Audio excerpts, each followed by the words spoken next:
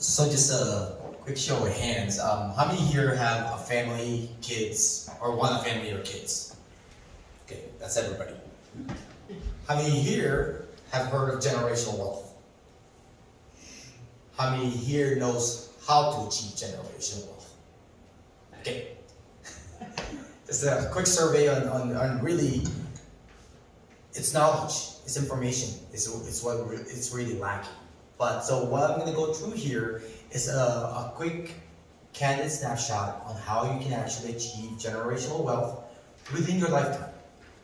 So here's the facts of the matter, the black and white to say.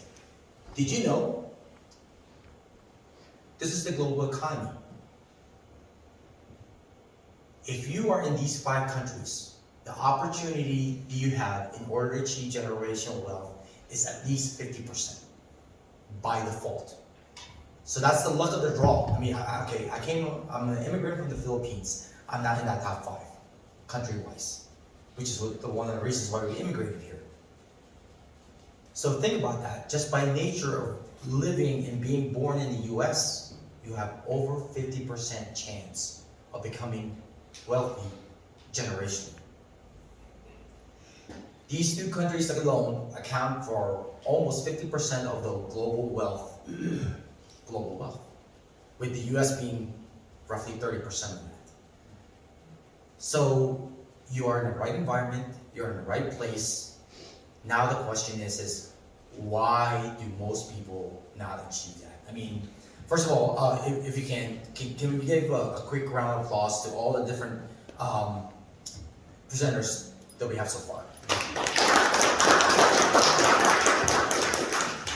They just gave you the foundation blocks to actually accomplish that. Now, what I'm gonna do is to try to tie that all together so that you can actually start utilizing those foundational blocks that they provided so that you can actually achieve your own generational wealth, whatever that is, whatever you want to accomplish. So, everyone knows this. You've probably been bombarded in the media all the time. You know, wealth is not equal, and it will never be. And the reason for that is because of the lack of knowledge and information, and lastly, the will to actually accomplish that. So, our goal, our collective goal today, was to give you bits and pieces of that knowledge and information, and now it's up to you to actually make a choice to become wealthy. So these are the numbers. Last count, the total U.S. household wealth is about 112 trillion. The top 1% owns 31% of that. And if you look at it, the bottom 60% owns a measly 2% of that. So now the question is, okay, where do you want to be? Not just for yourself, for your family, but also for your legacy. This is the top 10 richest families in the world. 5 of them are in the US. Currently, these are the top 5 richest families in the world. 5 of them in the US, 2 are in France, 1 in Germany, and 1 in Mexico. So again, you guys, we are collectively lucky to be in an environment that actually gives you the highest probability for becoming wealthy. So things to consider.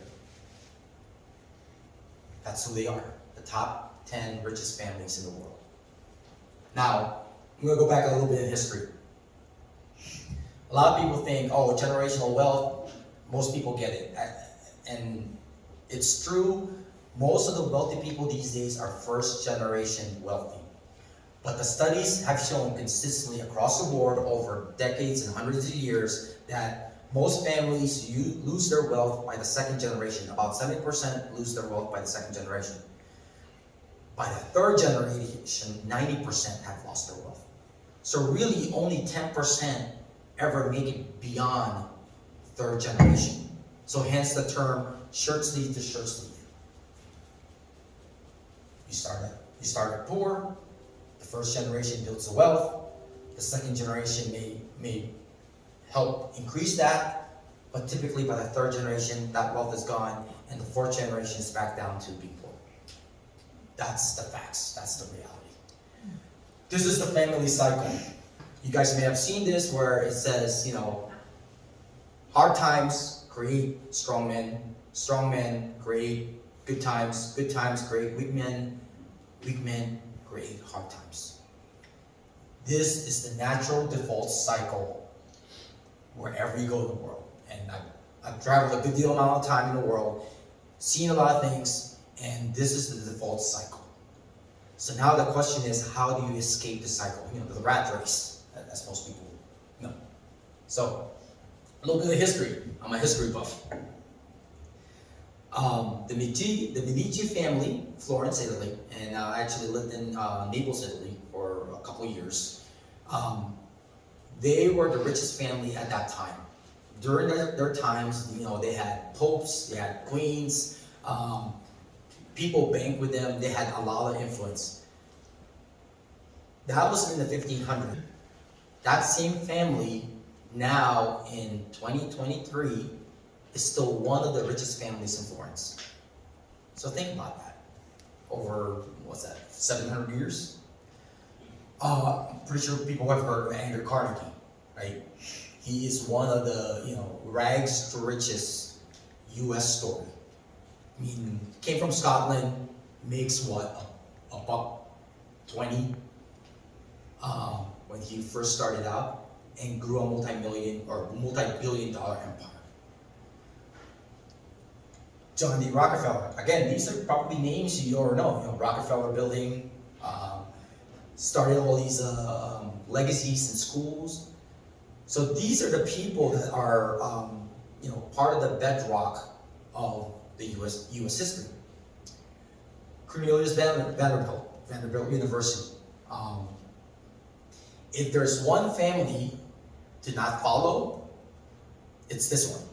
And the reason for that is not that they didn't create their wealth. They did. They actually were one of the richest families during their time. Is that by the third generation, they're all poor. Anderson Cooper, anchor for CNN, is part of the Vanderbilt family.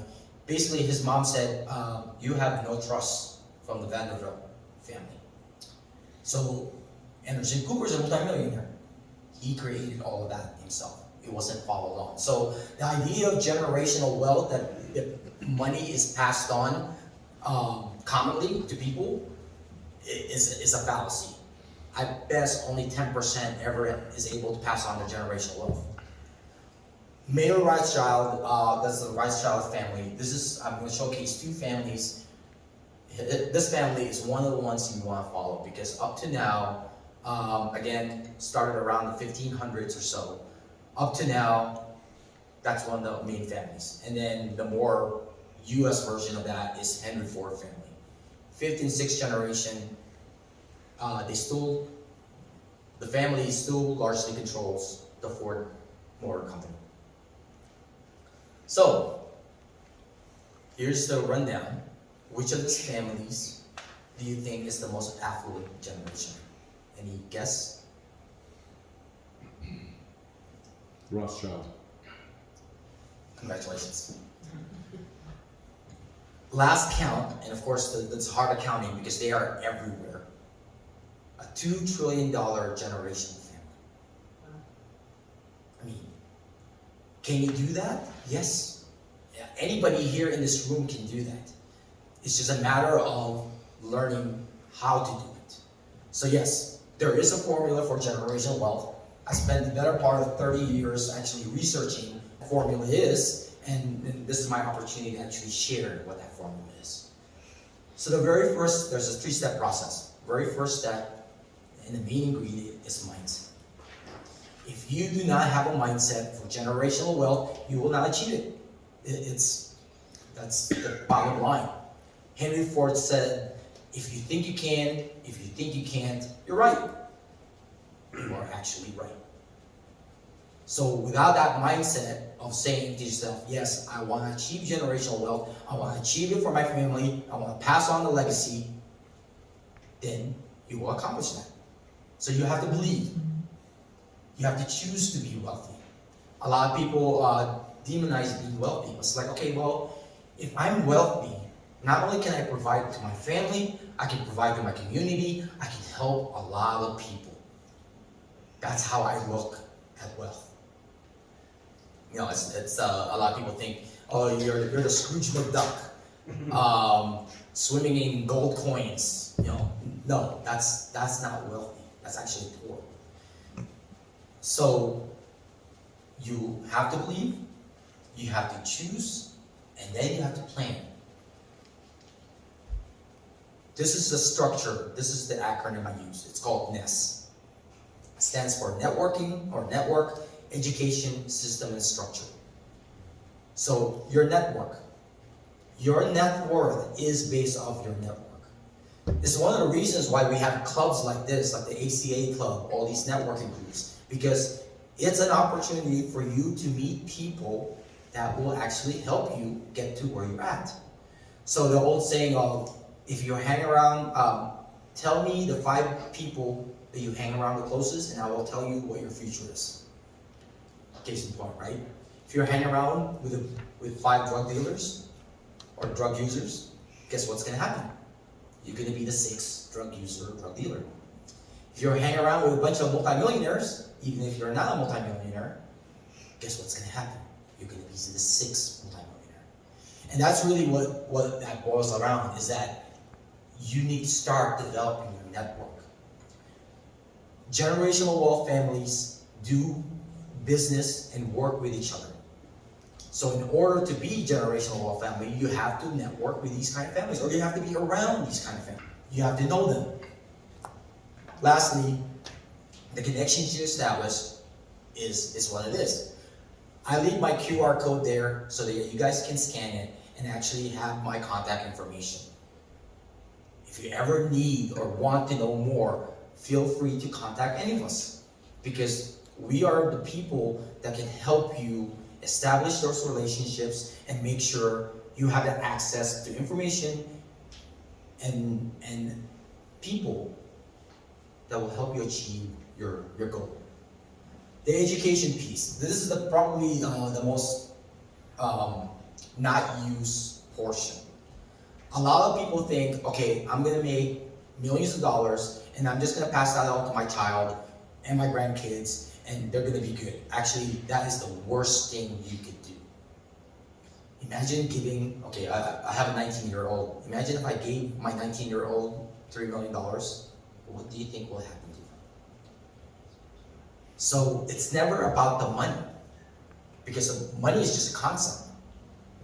It's the education it took to make the money. That is what's more important. And if you don't pass that on, you're actually detracting from them. So, and the key to this is not only do you have to train the first generation, you actually need to live long enough so that you can also train the generation after that. So you have to be able to educate and train the 3 generations. And then lastly, you need to be able to pass a database of knowledge so that the generations after the 3rd have things to do. This is one of the reasons why we're actually recording this session. It's an opportunity for us to start building our databases, to build our knowledge base, so that we can then pass it on not only to you, but also to our family, our legacy. Because imagine, 4 generations down the line, I'm already dead. They're actually could be watching this presentation saying, oh, hey, so this is the formula that we need to do in order to keep our generational wealth. So those are the kind of things, what should you be passing down to the next generation? And then the systems. Everything in life, there's a system, there's a formula. So there's checklists, processes. These need to be established in order to be able to accomplish generational wealth. You have to develop a management system for the entire family. Not just the family you have right now, but you have to think about 4, 5, 6 generations down the line when they're no longer there. The most common family management that all the top 10 wealthy families do, they have what's called a family council. And what that means is that they designate specific family members for specific areas that manage their overall family's wealth. So Some are doing banking, some are doing businesses, some are doing real estate. That's the council that manages the overall family's wealth. And then they also establish a system of communication and governance. Conflicts are gonna arise. There's concern of, okay, hey, that one of our grandkids started using drugs. Well, the last thing you want to do is have them inherit anything. So those rules need to be established, and then everyone needs to know what those rules are. If they don't, they're not going to be able to accomplish what they need to go do. The last part of the piece of this is the structure.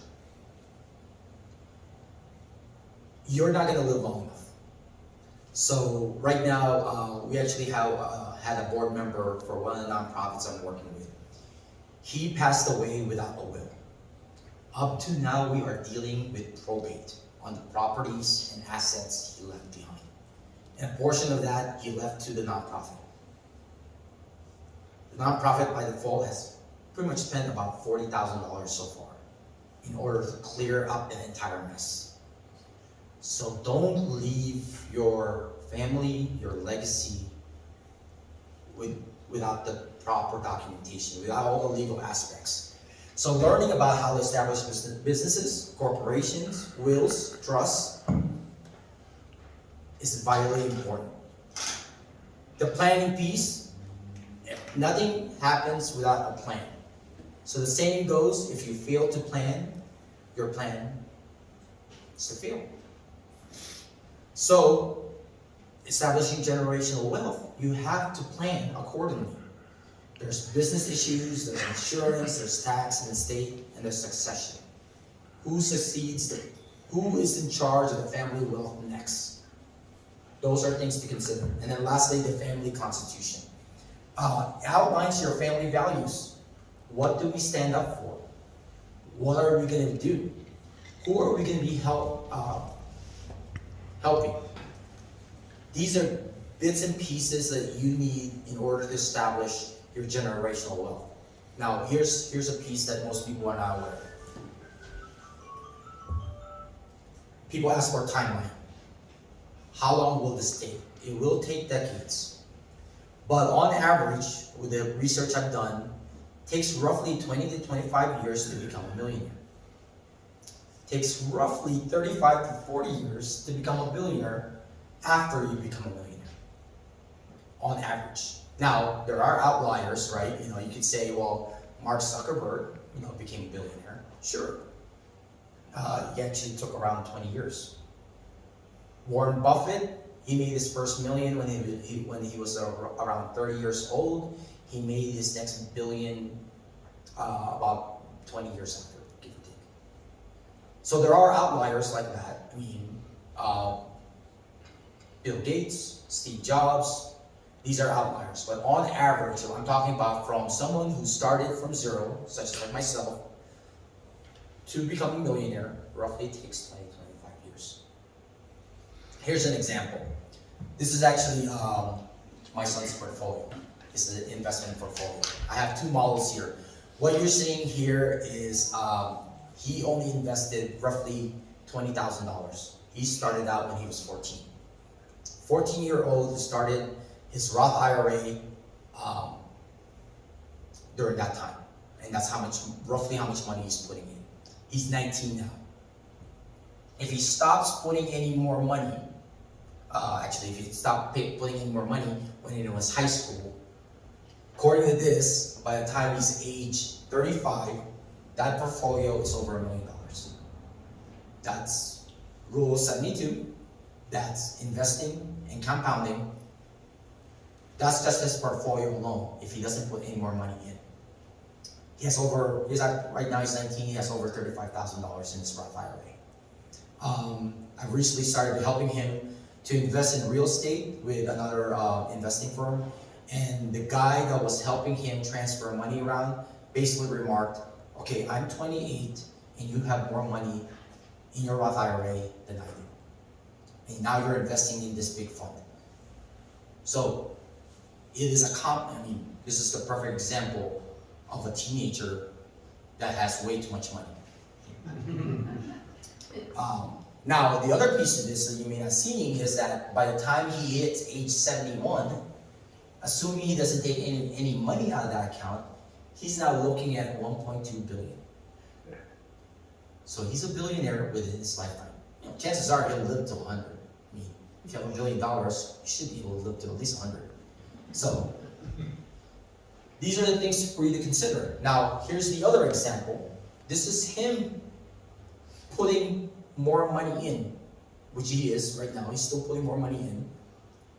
He actually now moves that mark about 2 or 3 years earlier. So he becomes a multi-millionaire in his age 32 instead of 35. So earlier in his mid-30s. And then he's a billionaire by the time he's 67, which is when most people retire anyhow, supposedly. So think about that. This is actually a real world example. I'm using him as a guinea pig. You know, perks of being a parent, right? That's a perfect example. So if he can do it, you can. Now, I do get this a lot. Hey, Flo, I think I'm too old. I'm 60. It's like, okay, anybody here know who or have heard of Colonel Sanders? Right? Founder of KFC. He was 65. You can bet, I think he passed away around 85 or so. You can bet he left a legacy for his family. The other piece too, we are also living older and older. I am about to turn 50 this year. More than likely, I have another 50 years to go. Something to consider. I will never retire. I retired in 2017. I will never retire. Because after so many rounds of golf, after so much lounging on the beach, drinking Mai Tais, after so much binge watching Netflix and playing video games 24/7, yes, I've done those. It lasted about 3 weeks. I was bored out of my mind. So something for you guys to consider now is, what is the new retirement? Is it an age? Or is it a state of mind? Is it a mindset? And then, what are your goals? What do you want to accomplish so that you can pass on a legacy, not just to your family, but to your community?